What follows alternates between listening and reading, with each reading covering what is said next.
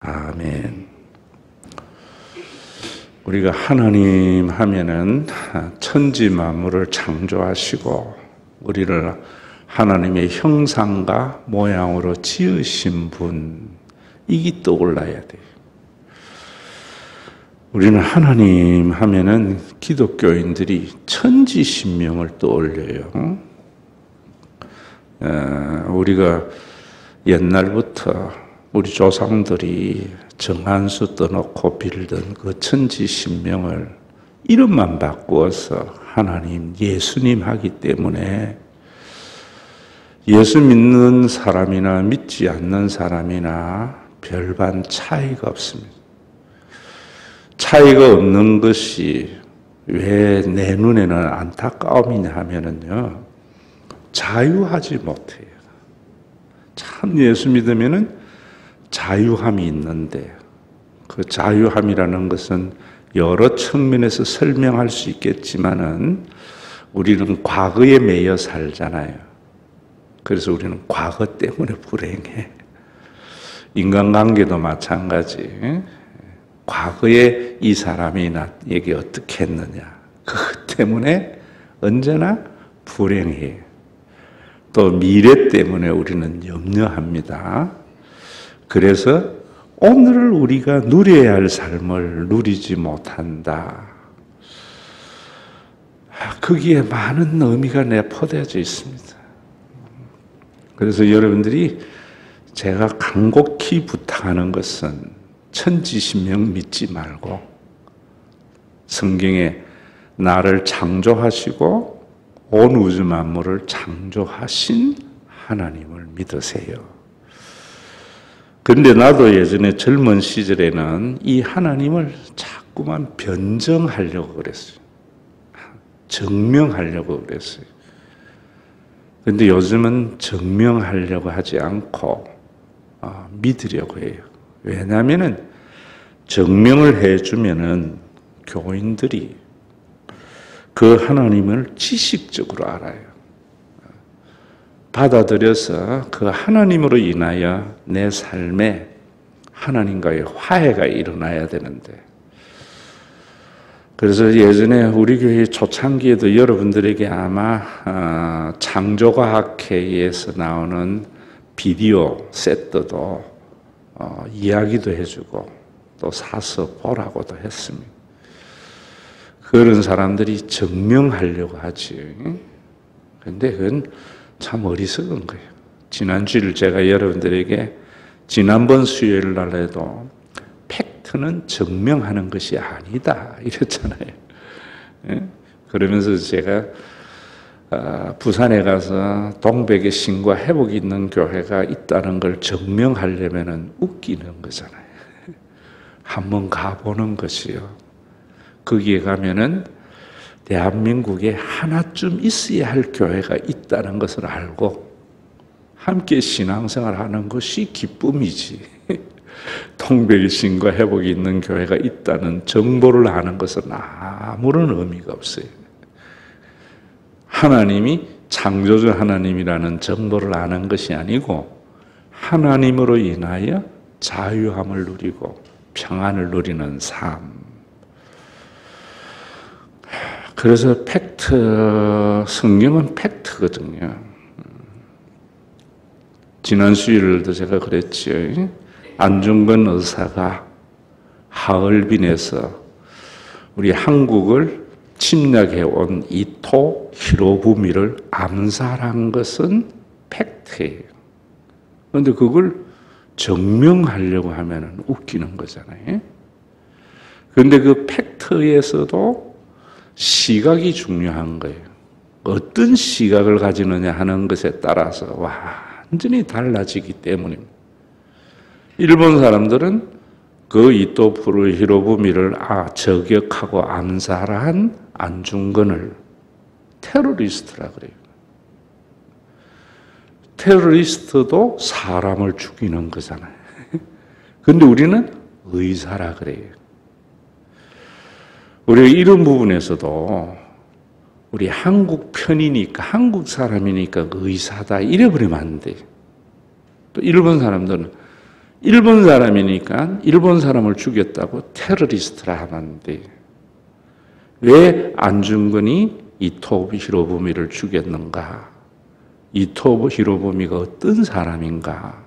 이런 것이 그래 보면은 일본 사람이나 한국 사람이나 똑같이 테러리스트를 안 한다 봐요. 왜냐하면 이토 히로부미는 동양의 평화를 주장하면서 식민지를 삼으려고 했던 거거든요.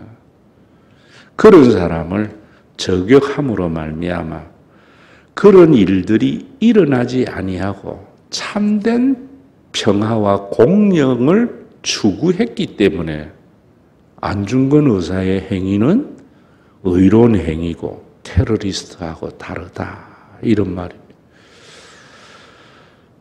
그걸 우리 한국 사람이나 일본 사람이라 이러면 진영 논리가 되는 거예요.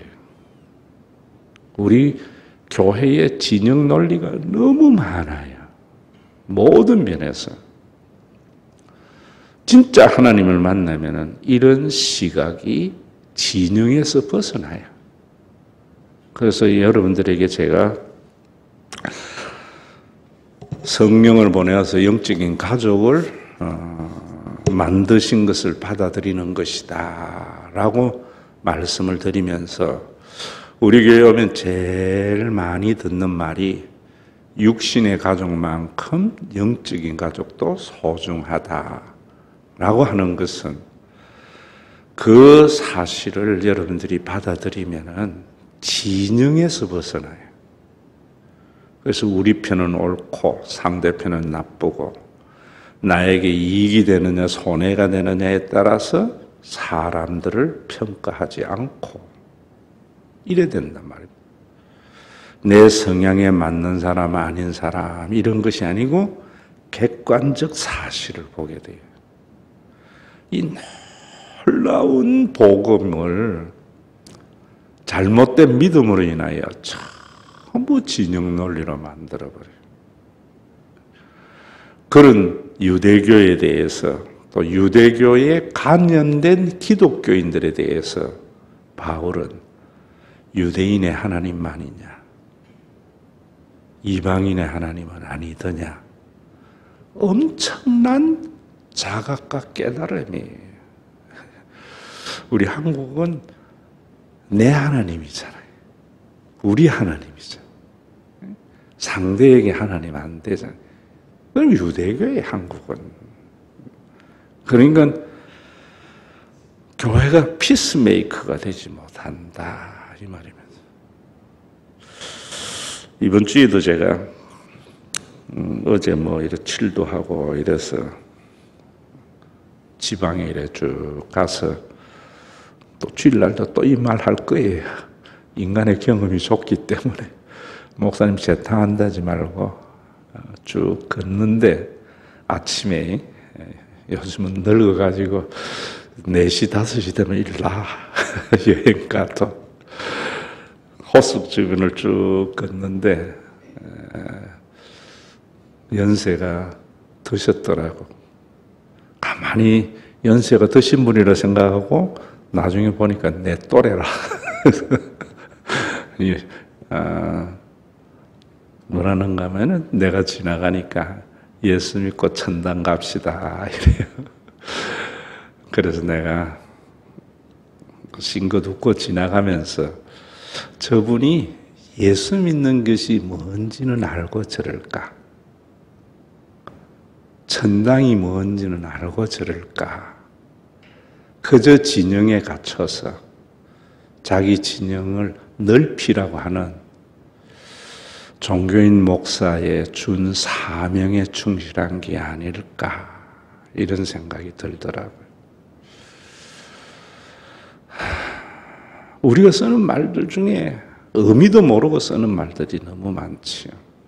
그러면서 또 유튜브로 제가 또 철학에 대한 강의를 쭉 들었어요. 듣는데 한 철학자가 신학된 것 같아.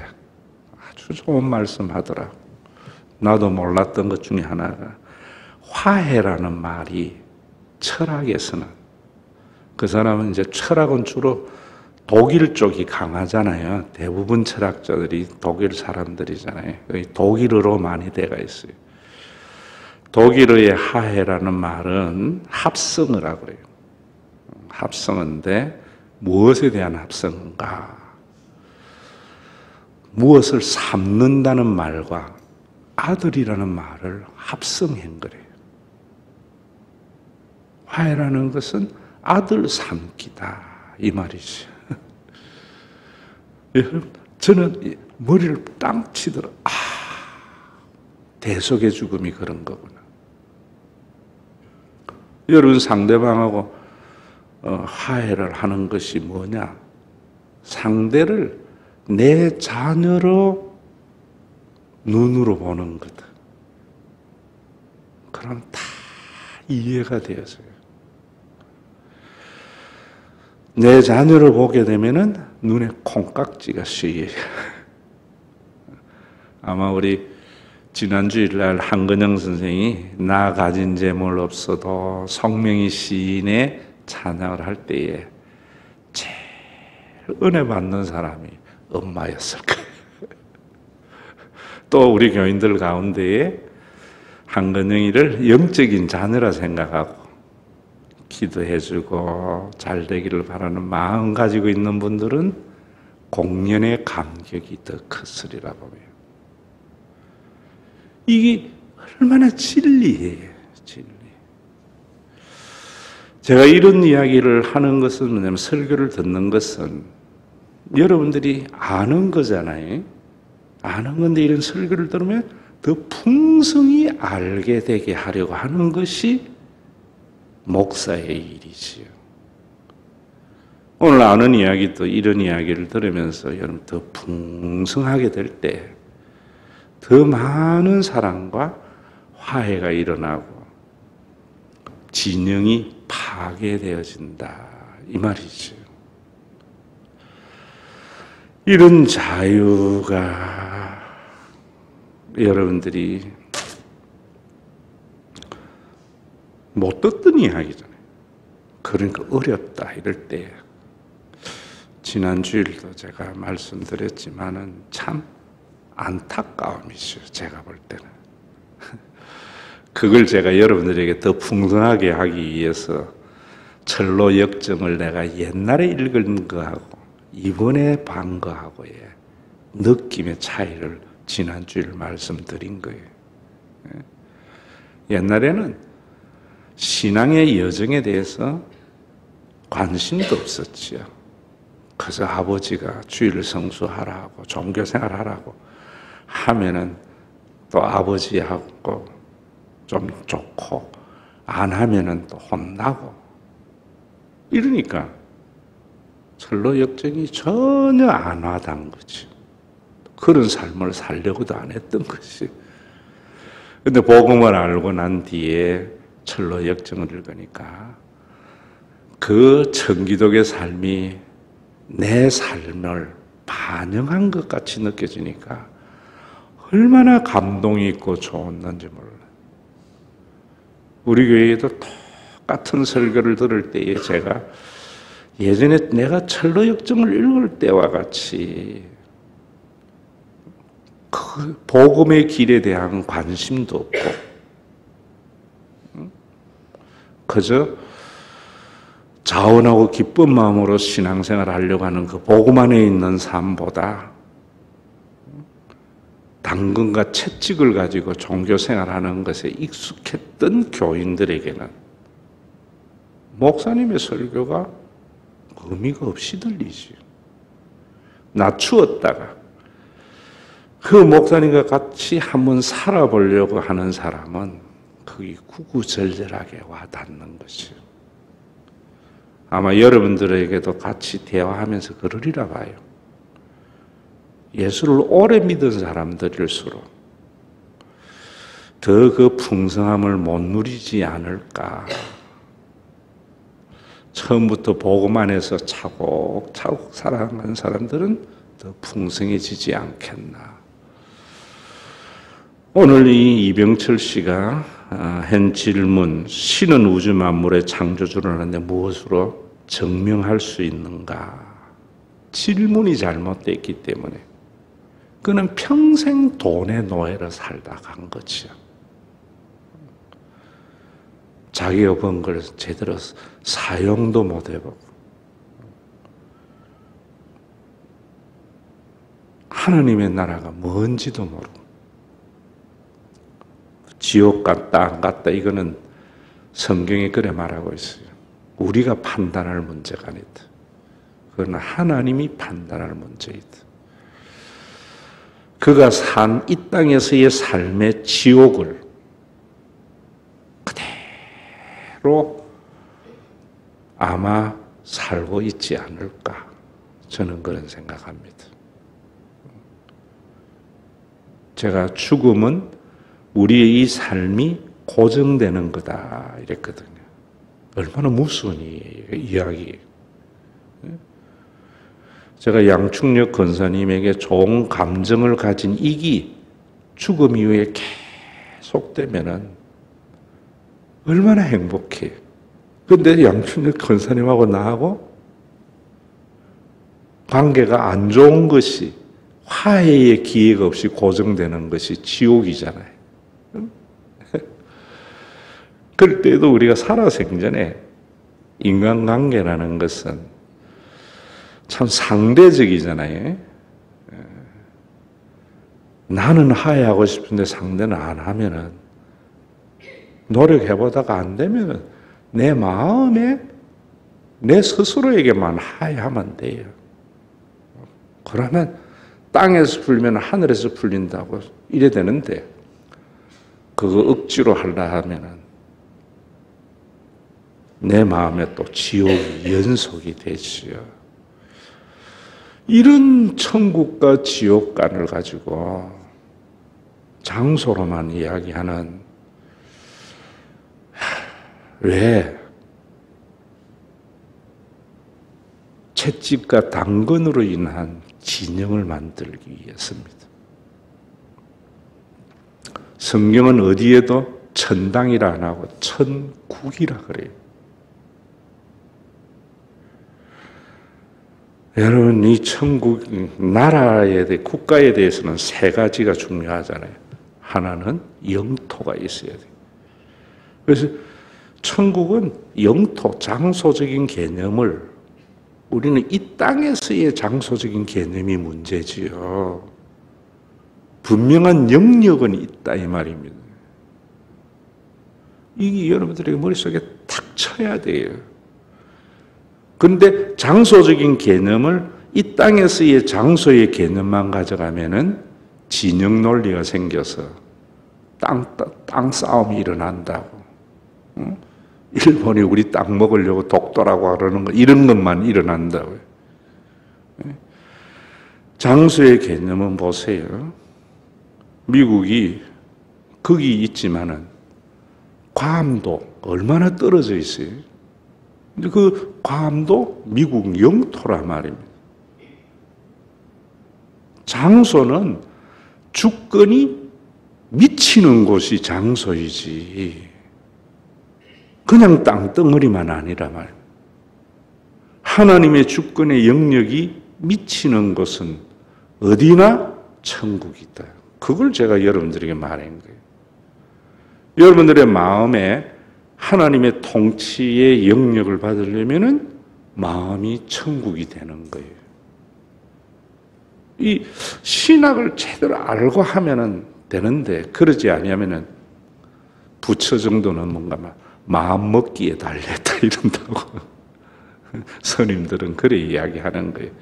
왜? 통치에 대한 정확한 개념이 없기 때문이죠. 그래서 일부분만 보는 거지.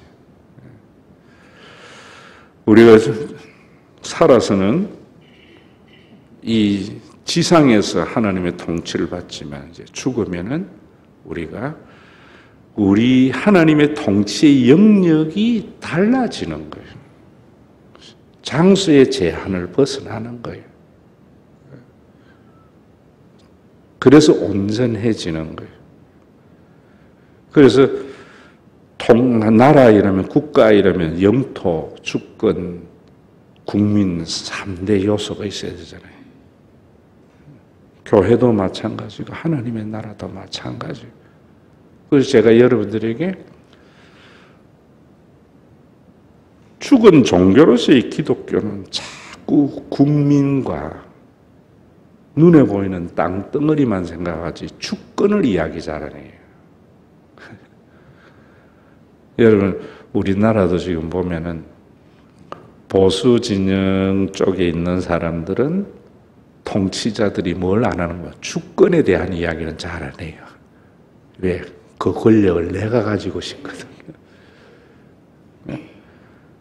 그 권력이 국민에게 있어야 된단 말입니다. 민주주의는. 근데 이 진보 쪽에는 국민에게 있는 것만 강조를 했지 그 통치의 영역이라는 이런 부분은 또 약해요. 그런데 성경을 알면은 제대로 된 걸 알아요. 그래서 성경의 하나님의 나라는 민주적이지만 민주주의와 다른 거예요. 민주주의의 한계를 완전히 극복한 하나님의 나라가 성경에 있어요. 그래서 예배라는 걸 제가 여러분들에게 말씀드릴 때 무릎을 꿇는다, 하나님께 굴복하세요. 그분의 통치를 받아야지 자유함과 평화가 있기 때문이에요. 와서 목사님의 설교에 아멘, 내 생각하고 틀리네요. 목사님을 통한 하나님의 말씀이 진리네요. 이게 예배예요. 우리 목사님 오늘 이상한 말씀 하시네. 목사님 오늘 누구 이야기 듣고 나 치는 설교하네?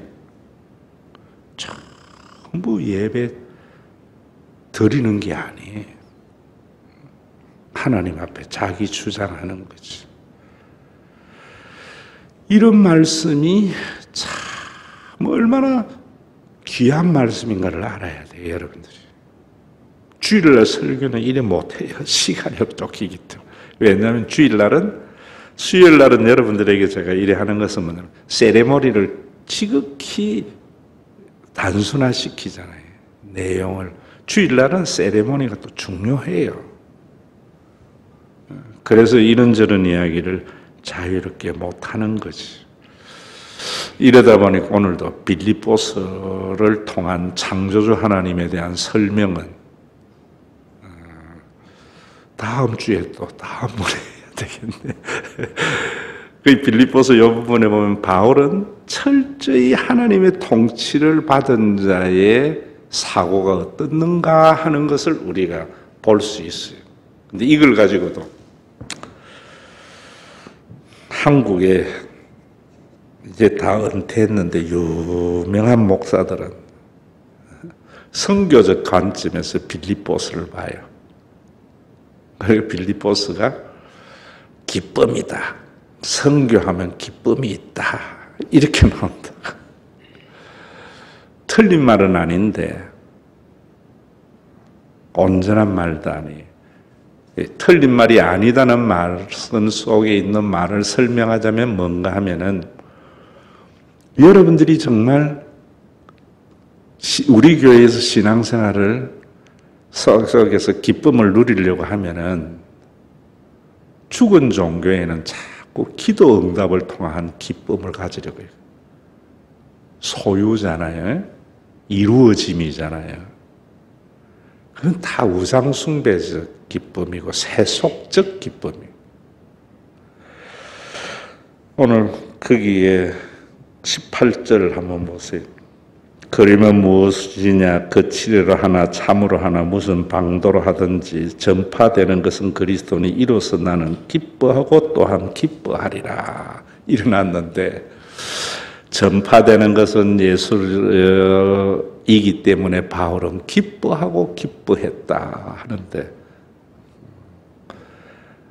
문법을 잘 이해하지 못한 60점짜리 해석이에요.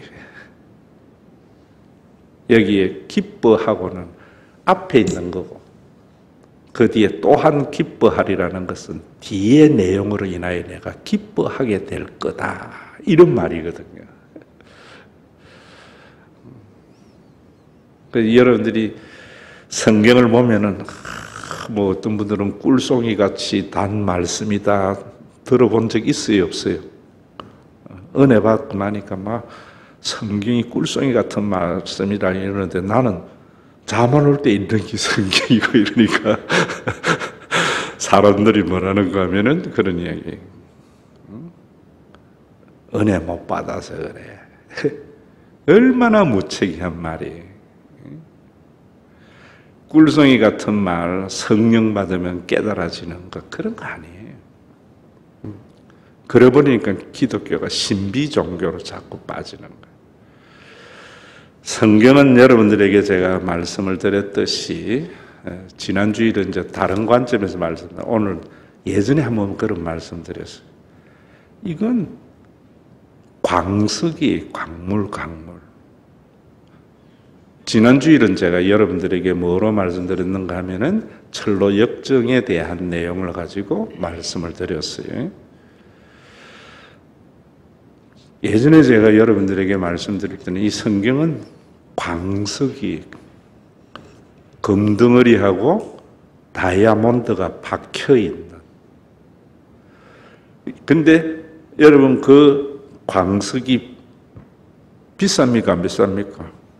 일반 돌보다는 좀 비싸지만은 금 안에 들어있다고 해서 뭐 그 돌멩이가 그렇게 비싸지 않지요. 어째야 비싸집니까? 그 광석을 재련해서 순금을 뽑아내야 돼요. 다이아몬드를 뽑아내가지고 잘 다듬어야 돼요. 여러분들이 여기에서 성경을 보면서 잠 오는 것은 또 보다 보면 어느 정도 좋은 말씀은 있는데 이런 것은 재련할 기술이 없단 말입니다. 교인들은. 목사님은 신학은 재련하는 기술이거든요. 근데 어떤 목사님들은 재련의 기술을 내가 보면은 18K 정도도 못 만들고 14K라도 좀 만들었으면 좋겠어. 1K, 2K 정도로 만들어가지고 주면서 귀하다 하니까 별로 빛이 안 나는 거예요. 24K로 만들 수 있는 재련을 목사들이 해야 되는 거예요. 24K 만드는 것이 지난주 여러분 재련이 그거예요. 철로 역정에 대한 나의 관점. 여기에 보면은 기쁘다 그랬잖아요. 바울은 뭐 얻어서 기쁘고 앞으로 이래서 기뻐하게 될 거다. 기도 응답이 있는 삶, 그런 게 아니었어요. 그리스도로 인하여 기뻐하는 삶이 뭔가. 그래서 그는 뭐라는가 하면은 그리스도를 위하여 너희에게 은혜를 주신 것은 다만 그를 믿을 뿐만 아니라 또한 그로 인하여 고난도 받게 하려 함이다. 너희에게도 그와 같은 싸움이 있으니 너희도 내 안에서 본 바요 이제도 내 안에서 듣는 바니라. 바울이 선교하면은 기쁨이 있다라는 말은 그 선교에 대한 개념을 정확하게 가져가야 돼요. 바울과 같은 선교. 제국적 선교 말고요. 그래서 제가 여러분들에게 이야기하는 것은 뭐냐면은 설교를 듣지 말고 내 말로 한번 해봐라는 거예요. 해봐라. 해보면은 그때부터 기쁨이 있어요. 맨날 케어, 보호만 받으려고 하지 말고 교회 안에서 내가 케어하는 사람이 있어야만이 기쁨이 있는 거예요. 지금 우리 교회에 이래 보면은 내 잘못이 크지요. 권사님들이 진짜 기뻐할까? 신앙생활. 왜 안 하는 겁니까? 내가 양육하는 대상이었기 때문에. 그래서 신방하라는 거예요. 내가 이 사람 케어하고 양육하려면은 바울이 이야기한 대로 고난이 있어요. 근데 그 고난이 기쁨과 좋게 비교할 수 없어요. 내가 걸어가다가 만난 그 할머니, 내 또래인데 어뜻 보니까 나보다 훨씬 많은 것 같더라고. 근데 자세히 보니까 내 또래밖에 안 되는 것 같아. 그분이 예수 믿고 천당 갑시다. 그런 기쁨 말고요. 진짜로 철로 역정을 깨닫게 되었어. 이걸 모르는 사람에게 좀 알게 하려고 하는 그 답답한 심정으로 이렇게 하면은 이상한 변하지 않는 기쁨이 있어요. 변하지 않는. 마치 뭐와 같은가 하면 여러분들이 자녀를 기르는 것은 무자식이 상팔자지만은 그 어떤 기쁨보다 크잖아요. 그 대신에 그 어떤 고난보다 크거든요. 그런데 저는 자녀를 기르는 이런 사람들 중에 가끔 장애인 엄마들 이래 이야기하잖아요. 남들은 저 집에 저 자녀만 없으면은 무슨 걱정이 있겠노 한데 건강한 자녀를 둔 사람보다 공부 잘해가지고 출세하는 자녀를 둔 부모보다 내가 이 자녀를 보다 하루 더 살게 하려고 기도하는 그 부모는 자녀로 인한 기쁨은요, 비교할 수 없는 기쁨이에요. 저는 그런 경험은 안 해봤지만은, 그런 사람들, 이런 TV 프로나 이런 데 나와서 하는 거 보면은 이해는 안 되지만은 공감은 되어져요. 그렇겠구나. 그 사람에게 무슨 자녀가 좋은 대학 갈 그런 게 있겠어요? 발전하는 게 있겠어요? 평생 내 없으면 안 된다고 하는 그게 하나님께서 양육 안에 숨겨놓은 다이아몬드라고 봐요. 목사들이 이걸 못 보는 목사들은 그래서 교회 크게 하고 이런 것에만 보는 거예요. 제가 그걸 소명이라 그런 거예요. 소명. 여러분들에게도 하나님의 부르심이 있어서 내 때문에 저 사람이 신앙이 점점 성장해가는 것도 기쁨이지만은